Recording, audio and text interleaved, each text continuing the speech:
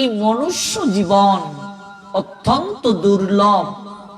এই মনুষ্য জীবন সহজে লাভ করা যায় না, এই বিষয়ে আমরা শুনছি। 9 লক্ষ বার জলজ প্রাণী, 10 লক্ষ বার পাখি, 11 লক্ষ কৃমিকীট, 20 লক্ষ গাছপালা, 30 লক্ষ পশু, এই হলো 80 লক্ষ। 4 লক্ষ মানবা, 4 লক্ষ মনুষ্য জনম। এই 4 লক্ষ মনুষ্য জন্মের আমরা কি কেউ বলতে পারবো আমরা 4 লক্ষ মনুষ্য জন্মের কততম জন্মে আছি বাবা? প্রথম, মধ্যম না শেষের জন্ম? কেউ কি বলতে পারবো? এই জন্যই তো আপনারা কীর্তন করেন,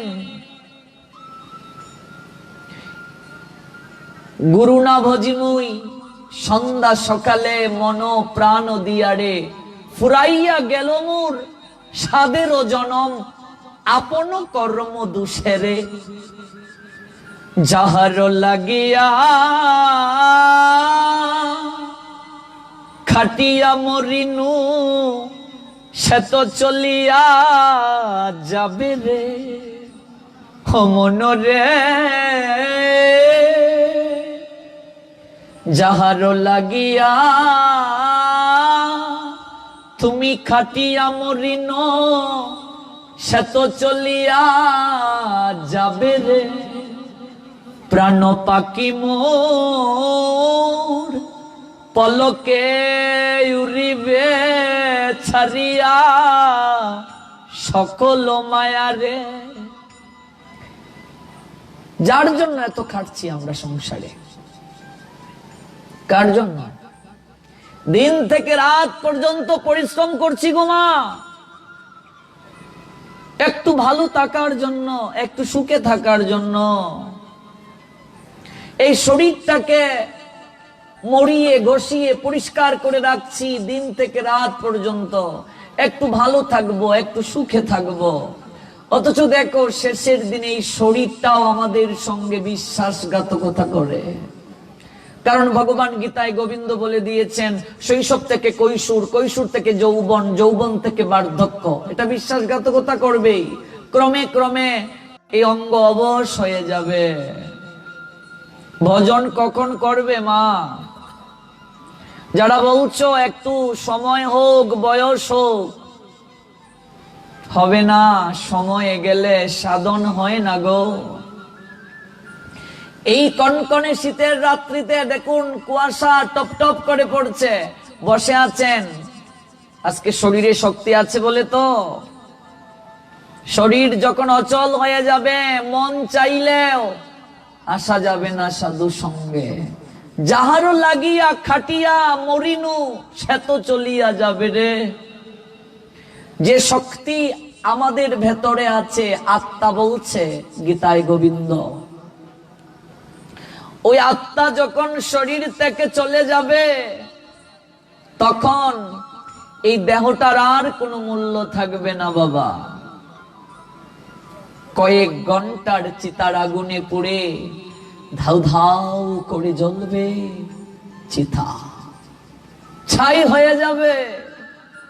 পঞ্চভূতের দেহ তেমনে ওরে হয়ে যায় লয়ে। 5টা উপাদান দ্বারা দেহ তৈরি, আবার 5টা উপাদানের মাঝে মিশে যাবে। আগুন, মাটি, জল, বাতাস, আকাশ, এগুলো দ্বারা তৈরি, আবার মিশে যাবে এগুলো। পঞ্চভূতের দেহ তেমনি হয়ে যায় লয়। এই মনুষ্য জীবনটা কেমন?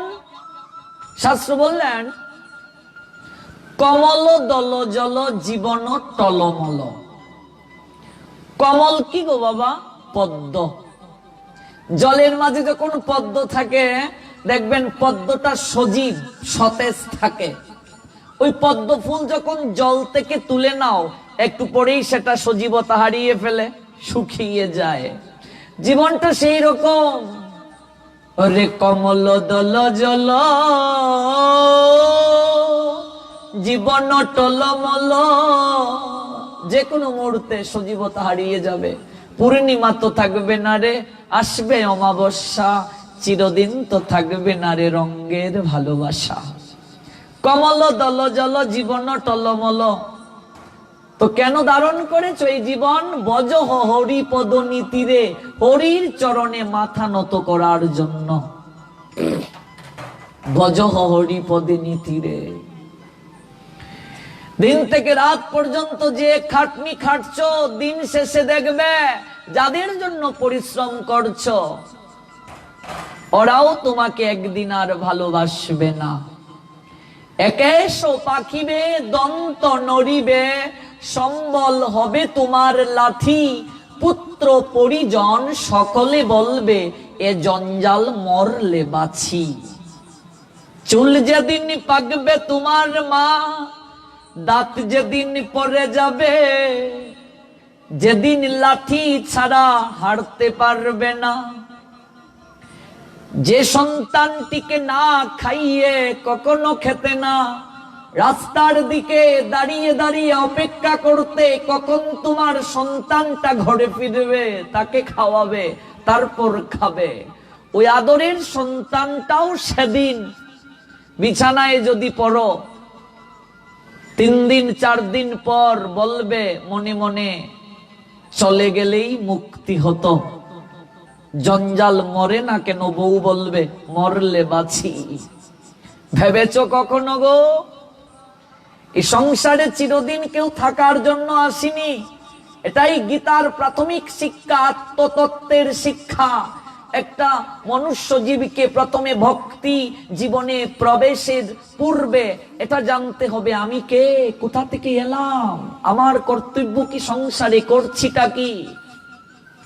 মনুষ্য জীবন লাভ করে যদি তোমার পরিচয় না জানতে পারলে, কিসের মানুষ তুমি, কোত্থেকে আসলে তুমি, যাবে কোথায়?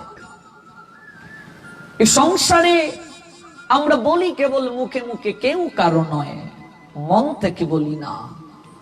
আমরা বলি আমার নয় ভগবানের সংসার, আমরা বলি আমার নয় ভগবানের সন্তান।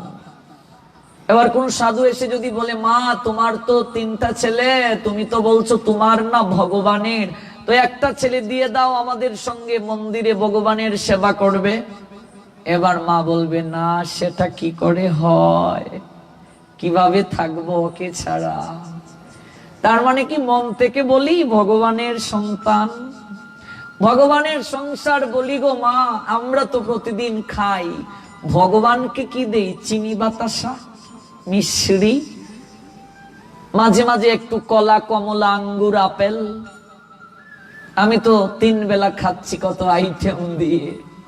তাহলে ভগবানের কি করে সংসার হলো? ভগবানের সন্তান বলছো। গোপাল আমার ঘরের ছেলে। অনেকেই আমাদেরকে বলে প্রভুজি দেখে যান আমার গোপাল ছেলে আসনে। কি খেতে দাও গোপালকে? চিনি আর মিশ্রি। চিনি মিশ্রি খেতে খেতে গোপাল তারও মুখে ও রুচি ধরে ফেলেছে। চিনি আর মিশ্রি খেয়ে গোপাল থাকবে আমার ঘরে? নিজের ছেলেকে যদি প্রতিদিন চিনি আর মিশ্রি দাও, সে বলবে আমার আর দরকার নেই তোমার গৃহে থাকার, জন্ম দিয়েছ খাওয়াতে পারোনি, ছেলে চলে যাবে ঘর ছেড়ে। গোপাল চিনি মিশ্রি কে থাকবে তোমার ঘরে? বলছি ভগবানের সংসার মুখে আচরণে নেই, বলছি ভগবানের সন্তান আচরণে নেই। একটু ধর্ম পালন করলে অনেক মা বাবা ভয় পান যদি আমায় ছেড়ে চলে যায়। সন্তান মা বাবাকে ছেড়ে কখনো যায় না, আর যদি কোনো সন্তান ছেড়ে যায় বুঝবে সে সন্তানই ছিল না, কুসন্তান। মা বাবাকে কেন ছাড়বে? মা বাবাই তো পৃথিবীতে নিয়ে আসলো ভগবানের ইচ্ছাতে। এই মনুষ্য জীবন লাভের উদ্দেশ্যই হচ্ছে প্রাথমিক শিক্ষাগুরু মা বাবা সংসারে, তারপর ভগবানের সেবা করা। ভগবানকে যদি কেউ বাদ দাও, শুধু যদি মা বাবার সেবা করো, তাহলেও তোমার পরম মঙ্গল হবে না। গীতায় ভগবান বলছেন কেউ যদি পিতৃপুরুষের সেবা করে সে পিতৃলোক পর্যন্ত যেতে পারবে, ভগবানকে পাবে না। মা বাবার সেবা করলেই ভগবানের সেবা হয়, এই কথাটা একদম ভুল, মনে রাখবেন। মা বাবার সেবাও করতে হবে। মা বাবার সেবা যে সন্তান করে না, যদি ভগবানের সেবা করে, ভগবান সন্তুষ্ট হন না, ভগবানের কৃপা সে পাবে না। মা বাবার সেবাও করতে হবে, ভগবানের সেবাও করতে হবে। মা বাবার চেয়ে বেশি ভালোবাসতে হবে ভগবানকে, স্বামীর থেকেও বেশি ভালোবাসতে হবে ভগবানকে, সন্তান থেকেও বেশি ভালোবাসতে হবে ভগবানকে। ভাগবত যারা পড়েছো দেখবে, যশোমতী মা তার স্বামী নন্দ মহারাজ থেকেও বেশি গোপালকে ভালোবাসতেন, কৃষ্ণকে ভালোবাসতেন। নন্দ মহারাজ তার স্ত্রী যশোদা থেকেও ভগবান কৃষ্ণকে বেশি ভালোবাসতেন। ব্রজ গোপীগণ তাদের সন্তান থেকেও বেশি ভালোবাসতেন কৃষ্ণকে, এমনকি তাদের স্বামী থেকেও বেশি ভালোবাসতেন কৃষ্ণকে। রাস মণ্ডপে যখন ভগবান মুরলী বাজিয়েছিলেন, কতজন গোপীকে তাদের স্বামী দরজা আটকে রেখেছে, অনেকে পাগলিনীর নিয়ায় চলে গিয়েছিল। কেউ বসন অর্ধেক পড়েছে, কাপড় অর্ধেক পড়েছে, আঁচল মাটির সঙ্গে মিশে মিশে যাচ্ছে। কেউ বংশীর ধ্বনি শুনে স্থির থাকতে পারেনি, নূপুর পরে নিয়েছে গলায়, কানের দুল নাকের মাঝে পড়ে নিয়েছে, খেয়াল নেই। আরেকটা ভয় যদি বাধা প্রদান করে। এই জন্য পিতামাতার থেকেও ভগবানকে বেশি ভালোবাসতে হবে। সন্তান পিতামাতার সেবাও করবে, যদি না করে তার অপরাধ হয়। মানুষ 5টা ঋণ নিয়ে জগতে জন্ম নেয়, তন্মধ্যে একটা হচ্ছে পিতৃমাতৃ ঋণ। এই ঋণ কোনোদিন শোধ করা যায় না, মনে রাখবেন। পিতামাতার ঋণ সন্তান কোনোদিন শোধ করতে পারে না, কোনোদিন সম্ভব নয় সেটা।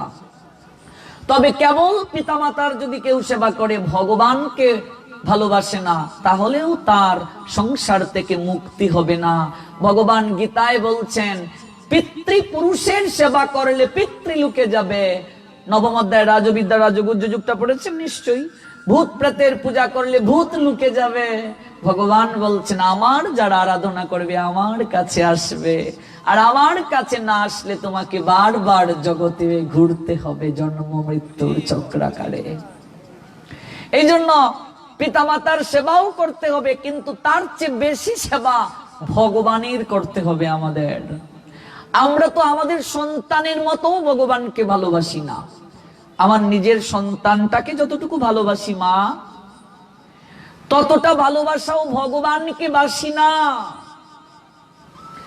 অথচ আমরা ভুলে গেছি, সংসারে কেউ পাপ কেউ নেয় না। রত্নাকর দস্যুর কথা সবাই জানেন, তার অপরাধ, তার পাপ মাও নেয়নি, বাবাও নেয়নি, স্ত্রীও নেয় নাই, কেউ নেবে না। তোমার পাপ তোমাকে ভোগ করতে হবে সংসারে। দস্যু রত্নাকর এতটা পাপ করেছিল, পাপ করতে করতে তার জিহ্বা আড়ষ্ট হয়ে গিয়েছিল। এই জিহ্বা আড়ষ্ট হয়ে গেছে। এই জিহ্বা দ্বারা ভগবানের নাম আর আসে না। আমার নিজের প্রত্যক্ষ দেখা একটা ছেলে ম্যাথমেটিক্সে পড়ে, অনার্স। আমি তাকে বললাম, হরি নামটা বলো। হরে কৃষ্ণ কৃষ্ণ কৃষ্ণ হরে হরে, হরে রাম রাম রাম হরে হরে। এটা বলতে পারে না। আমি অবাক হয়ে গেছি, এরকম মানুষও আছে আমাদের হিন্দু, নামটা বলতে পারে না। হরে কৃষ্ণ হরে রাম কৃষ্ণ কৃষ্ণ হরে হরে বলতে পারে না। চেয়ে দেখো, ভেবে দেখো কতটা জীবাধম, বলতে পারে না সে। আমার নিজের দেখা কতটা পাপী। আসে না সাধু সঙ্গে, বলে এগুলোর প্রয়োজন এখন না, এখন পড়াশোনা চাকরি দরকার, ব্যবসা বাণিজ্য দরকার, বিয়ে তাওয়া করব, সন্তান হবে, তারপর এক সময় শেষ বয়সে একটু ভগবানকে ডাকবো। শেষ বয়সে ভগবানকে ডাকলে হবে? হ্যাঁ, শেষ বয়সে তো তুমি তোমার দেহটাকে নিয়েই ব্যস্ত থাকবে, ভালো করে হাঁটতে পারবে না, চোখে দেখতে পারবে না, কানে শুনতে পারবে না। এই সময় ভগবানকে কি ডাকবে? সংসারে আমরা যখন অপদার্থ হয়ে যাই, মা কেউ ভালোবাসে না। আমার বয়স যখন বাড়বে তখন আর কেউ ভালোবাসবে না। সংসারে যখন সবার বোঝা হয়ে গেলাম, কেউ ভালোবাসে না, তখন আমরা মন্দিরে গিয়ে ভগবানের চরণে মাথা ঠেকাই, ঠাকুর তুমি ছাড়া কেউ নেই, হে গোবিন্দ, হে গৌর সুন্দর মহাপ্রভু, তুমি ছাড়া কেউ নেই। ভগবান হয়তো বলেন, তোর যেদিন ডাকার শক্তি ছিল সেই দিন আমায় ডাকিসনি, বলেছিলে সময় নাই, সময় নাই, আজ তোকেও দেখার আমার সময় নাই। কান্দে পুতে দুধ পায় মা, না কাঁদলে সন্তানকে মাও সহজে কুলে নেয় না। খেলনা দিয়ে বলছে, খেল বাবা, আমি কাজগুলো করি সংসারের। বাচ্চা যদি বারবার গিয়ে বলে, মা একটু কুলে উঠবো, বলছি না কাজটা করে নেই তারপর কুলে নেব, খেলনা দিয়েছি, খেল বসে। এবার বাচ্চা যখন কাঁদতে শুরু করবে, মা সমস্ত কাজ ফেলে দৌড়ে আসবে কুলে নেওয়ার জন্য। ঠিক বলছি তো? না কাঁদলে সন্তানকেও মা কুলে নেয় না। আর এত সহজে ভগবানের কৃপা পেয়ে যাব? যদি তার কাজ না করি, এত সহজে তিনি আমার উদ্ধারকর্তা হয়ে আসবেন, এত সহজে পারের কান্ডারি হয়ে আসবেন ভগবান। ভেবে দেখো, বয়স যদি 50 হয়, আর কয় বছর বাঁচবে? হয়তো 10-15, গনার দিন শেষ। 60-এর উপরে তো নিরোগ, রোগ ব্যতীত কোনো মানুষই দেখলাম না। সারা বাংলাদেশ ঘুরলাম, ভারতের বিভিন্ন রাজ্যে ঘুরলাম, 60 বছর হয়ে গেলেই অনেক মানুষ রোগে সুখে আক্রান্ত। 70-এর উপরে তো মানুষ বাঁচেই না, খুব কম সংখ্যক লোককেই পাওয়া যায়। 70, 75, 80 খুব কম। বয়স যদি 50 হয়ে যায়, ভেবে রাখো আর হয়তো 10 বছর বাঁচবে, কিংবা 5 বছর। এর আগেও আমার আপনার সবার ডাক চলে আসতে পারে। কি করলাম জগতে? ব্যবসায়ী প্রতিদিন সন্ধ্যা বেলায় তার খাতাটাকে হিসাব মেলায়, আজকে কি হলো, লেনদেন দেখে ডেবিট ক্রেডিট। জীবনের হিসাব কি কখনো করেছি বাবা? ঘুমানোর সময় কোনোদিন কি ভাবেছি? কোনোদিন কি ভেবেছি বাবা, বয়স 40 হয়ে গেল, দেখি কি করলাম ভগবানের জন্য? এই হিসাবটা প্রত্যেককে করা প্রয়োজন, নতুবা সংসারে ভালো থাকতে পারবো না।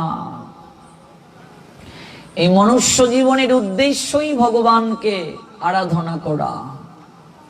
দস্যুরত্না করে এইভাবেই কাটালেন জীবন। পাপে পাপে জিহ্বা আড়ষ্ট হয়ে গেছে তার, এতটা পাপী।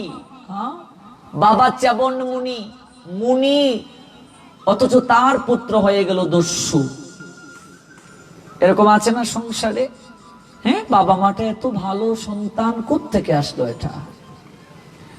চ্যবন মুনি এতটা ধার্মিক, সে, তার ছেলে হয়ে গেল দস্যু, ডাকাত।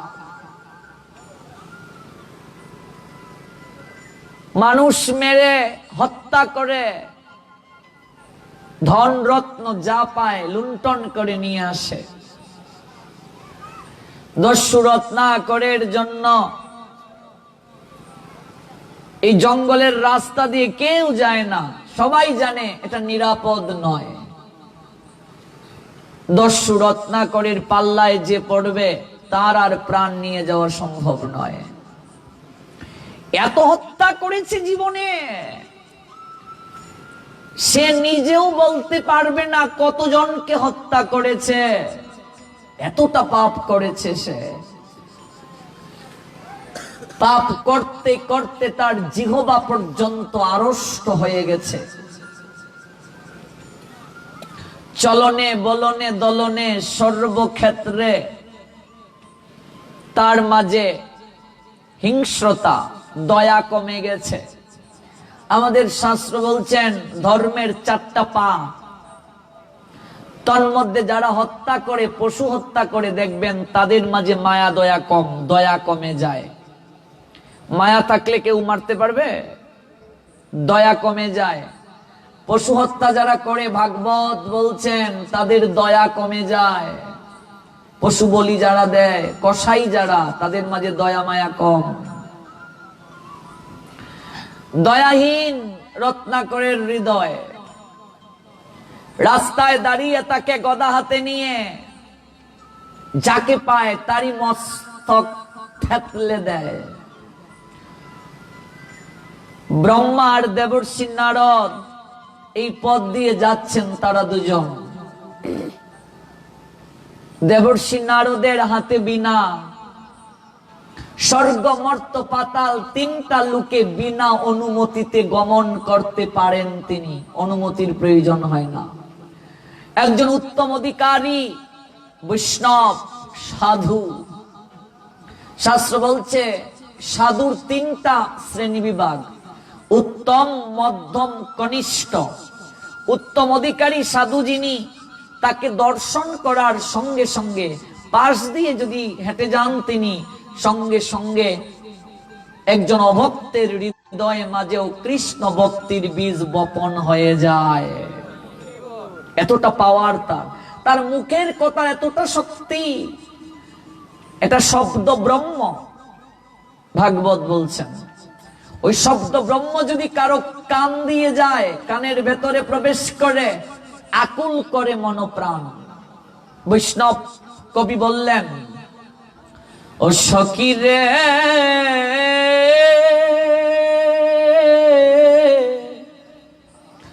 ও সখী রে কেবা শোনাইল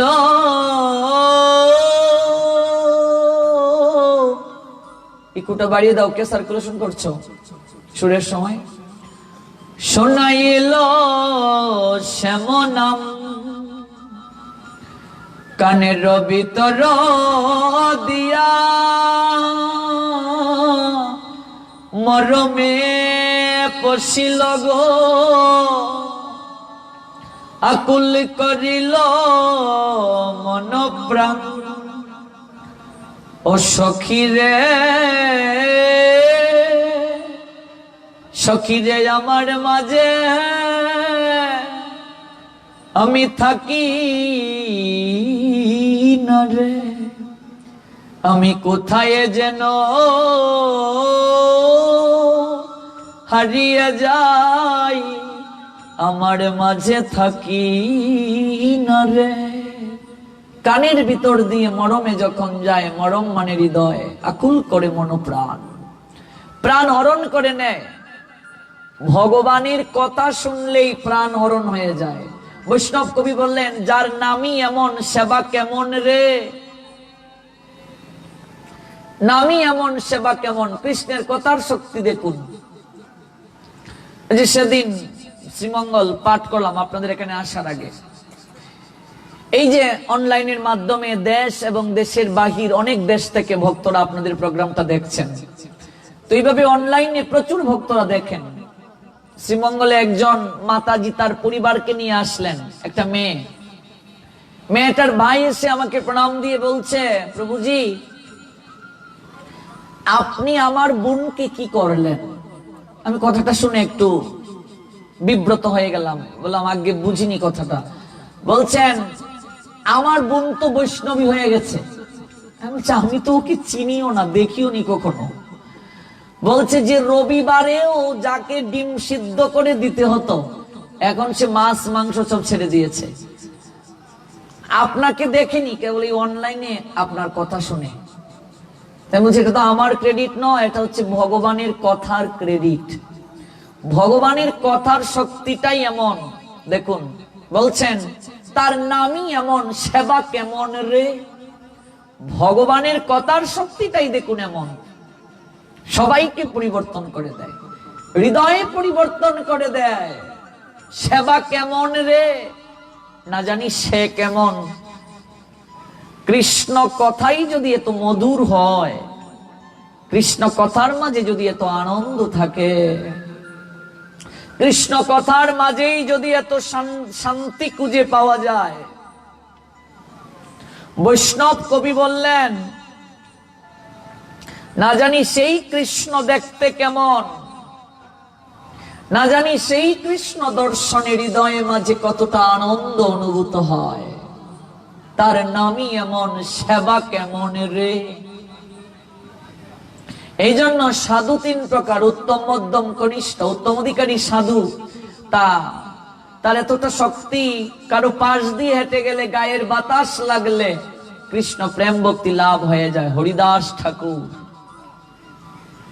এতটা উত্তম অধিকারী সাধু। একটা দেহ ব্যবসা যে করে, বারবনিতা লক্ষ্যহীরা, নিশ্চয়ই জানেন সেই লীলা। তাকে কামভাবে লিপ্ত করতে গেল, 3 রাত অপেক্ষা করতে হলো। তিনি বললেন, বসে থাকো, আমার জপ সংখ্যা পূর্ণ হলে তোমাকে কৃপা করব, তোমার ইচ্ছে পূরণ করব। 3 রাত্রি পর বৈষ্ণবী হয়ে গেলেন। সাধুর ক্ষমতা দেখুন।